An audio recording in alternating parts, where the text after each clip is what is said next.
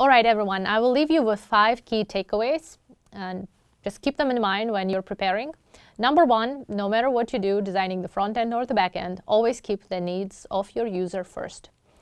Number 2, always think about the framework that you're trying to use and state it up front for your interviewer such that they know where you're taking this discussion. So in the same manner that I said, think about the cake, start with front end, go to the business logic, then to architecture monitoring. That provided a roadmap for my interviewer to know where I'm trying to take the discussion.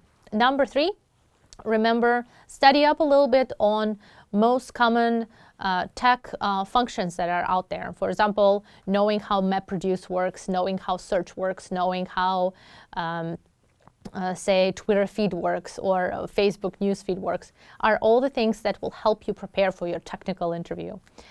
Number 4, study up a little bit on the differences between mobile, desktop technology and desktop technologies. These are common questions, particularly if you're interviewing for a company that has a mobile application. Being familiar with mobile devices and what does it take to develop a mobile app is something that will be handy.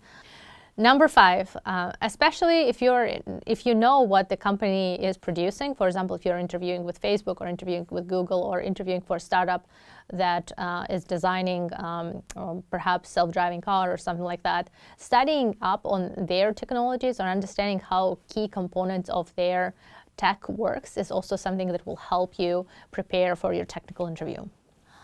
There's definitely always something I could have done better. So one of the aspects that I didn't touch at all, as I immediately assumed that for some reason it was a text search that I was doing.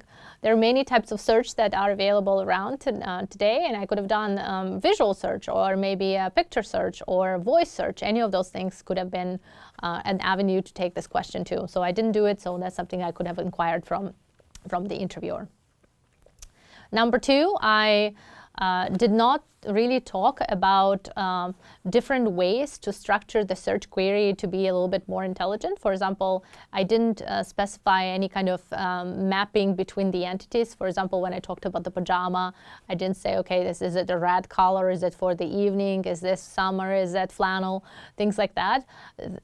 These kind of entity mappings end up being very important in search and something I could have covered in a little bit more detail.